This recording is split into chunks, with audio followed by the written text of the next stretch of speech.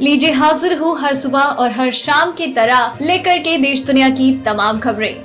नमस्कार दोस्तों, आप सभी का स्वागत है हमारे चैनल पर। तो हमारे चैनल को सब्सक्राइब कर लीजिए ताकि आप कोई भी खबर कभी भी मिस ना करें। आज के इस वीडियो में जानेंगे कोरोना वायरस का देश में तांडव, कितने लोग हुए पीड़ित और कितनों की अब तक मौत। मोदी सरकार ने वापस लिया लॉकडाउन में पूरी सैलरी देने का निर्देश। राज्यों ने की लॉकडाउन 4 की गाइडलाइन जारी। जाने आज से आपके राज्य में क्या खुलेगा और क्या रहेगा बंद। कई एक शहर से दूसरे शहर में निजी वाहन से जाना संभव। जाने क्या कहती है गाइडलाइंस। कंटेनमेंट और बफर जोन में क्या है अंतर, जाने कैसे बांटे गए क्षेत्र। देश भर के लिए मिलेगा ई पास, सरकार की नई वेबसाइट। इन राज्यों पर सुपर साइक्लोन का खतरा, अगले 6 घंटे अहम ऑरेंज येलो अलर्ट जारी। चलिए जानते हैं अब खबरें विस्तार से, लेकिन उससे पहले वीडियो पसंद आ रही है तो लाइक जरूर कर दें। देश में कंफर्म केसों का आंकड़ा 1,01,139 के पार पहुंच चुका है और 3,163 से ज्यादा लोगों की जान जा चुकी है। वहीं 39,163 लोग ठीक हो चुके हैं। दुनिया भर में इस वायरस से 3,18,465 से ज्यादा लोगों की मौत हो चुकी है। वहीं 48,01,282 कंफर्म केस आ चुके हैं। हो सकता है जब आप ये वीडियो देख रहे हो ये आंकड़ा और बढ़ गया हो। राजस्थान में अब तक 5,507 कंफर्म केस सामने आ चुके हैं, जिनमें 138 लोगों की मौत हो चुकी है। मध्य प्रदेश में अब तक 5,236 मामले सामने आ चुके हैं, जिसमें 252 लोगों की मौत हो चुकी है। उत्तर प्रदेश में भी कोरोना मरीजों की संख्या में इजाफा हो रहा है। अब मरीजों की संख्या 4,605 हो गई है, जिनमें 118 लोग अपनी जान गंवा चुके हैं। दिल्ली एनसीआर में एक बार फिर से मौसम करवट लेने वाला है। मौसम विभाग के पूर्वानुमान के अनुसार रविवार को राजधानी और आसपास के इलाकों में 40 से 50 किलोमीटर प्रति घंटे की रफ्तार से धूल भरी आंधी चल सकती है। साथ ही दिन भर बादल छाए रह सकते हैं। इस दौरान अधिकतम तापमान 41 डिग्री सेल्सियस और न्यूनतम तापमान 24 डिग्री सेल्सियस रहने की संभावना है।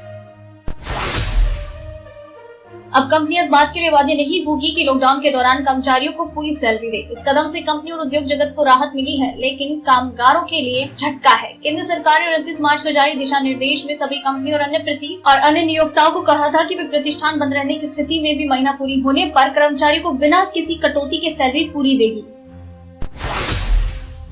गृह मंत्रालय ने रविवार को जो गाइडलाइन जारी की है उसके मुताबिक एक राज्य से दूसरे राज्य वाहन चलाने की अनुमति दे दी गई है। प्राइवेट वाहन के अलावा सरकारी बसों को अनुमति दे दी गई है, हालांकि इसके लिए दोनों राज्यों की सहमति होनी चाहिए।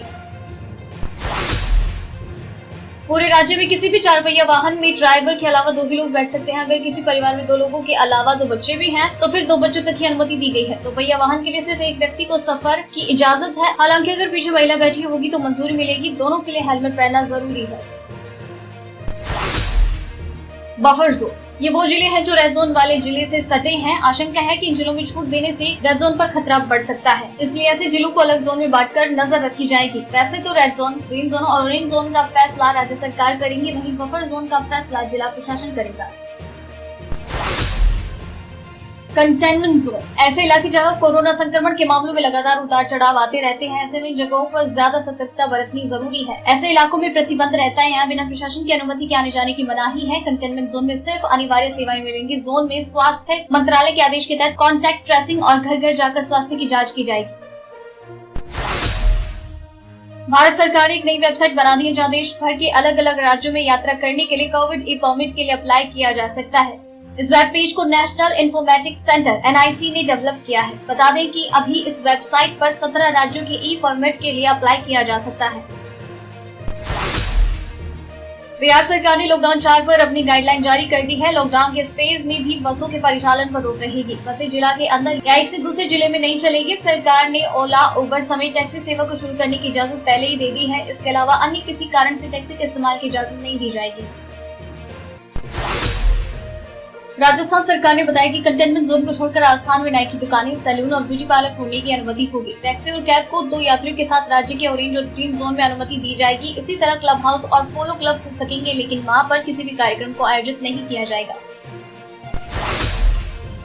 दिल्ली सरकार ने लॉकडाउन 4 के दौरान टैक्सी और कैब चलाने की अनुमति दी है। सभी सरकारी और सभी प्राइवेट दफ्तर अपनी पूरी क्षमता के साथ खुल पाएंगे। राष्ट्रीय राजधानी में निर्माण कार्य को अनुमति भी दे दी गई है। इसके लिए इसमें वही मजदूर काम कर पाएंगे जो इस समय दिल्ली में है। दिल्ली में ऑटो रिक्शा, ई रिक्शा और साइकिल रिक्शा को अनुमति होगी, लेकिन सिर्फ एक यात्री के साथ।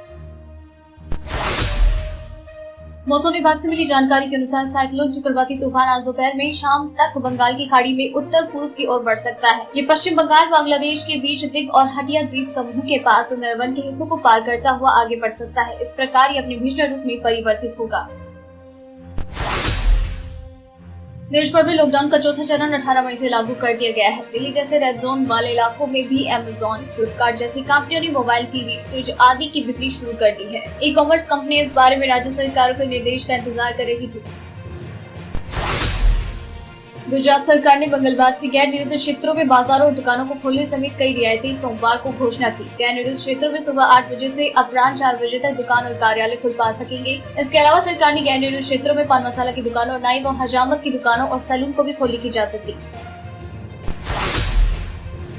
तालिबान ने सोमवार को कहा कि कश्मीर भारत का अंदरूनी मामला है और हम इस मुद्दे पर पाकिस्तान का साथ नहीं देंगे। तालिबान ने इसके साथ ही सोशल मीडिया पर चल रहे उन तमाम दावों को भी खारिज कर दिया जिसमें कहा जा रहा था कि वो कश्मीर में पाकिस्तान प्रायोजित आतंकवाद का हिस्सा बन सकता है। पिछले 2 महीने से लॉकडाउन के कारण सेवाएं बंद रखने को मजबूर कुछ विमानन कंपनियों ने 1 जून से यात्रा के लिए बुकिंग शुरू कर दी है। कोरोना वायरस के प्रकोप को रोकने के लिए देशव्यापी लॉकडाउन शुरू होने के साथ ही 25 मार्च से वाणिज्यिक उड़ानों को निलंबित कर दिया गया था।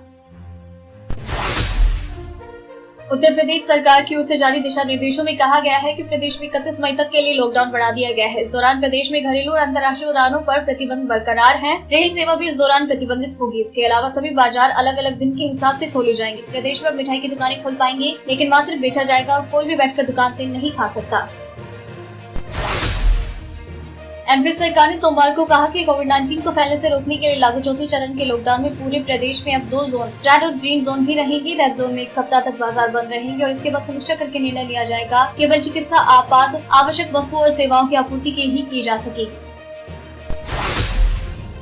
पंजाब सरकार ने सोमवार को कर्फ्यू पाबंदियां हटा ली हैं और उसने 31 मई तक के लिए लॉकडाउन लगा दिया है। ग्रामीण क्षेत्रों में मुख्य बाजारों में सुबह 7 बजे से शाम 6 बजे तक सभी दुकानें खुलने की इजाजत होगी, लेकिन मुख्य बाजारों, बाजार कॉम्प्लेक्स की दुकानें, डेयरी बाजार और अन्य भीड़ वाले स्थानों के लिए जिला प्रशासन अपनी विवेकाधिकार का इस्तेमाल करेगा और भीड़ कम करने के लिए दुकानों के लिए अलग अलग समय तय कर सकता है।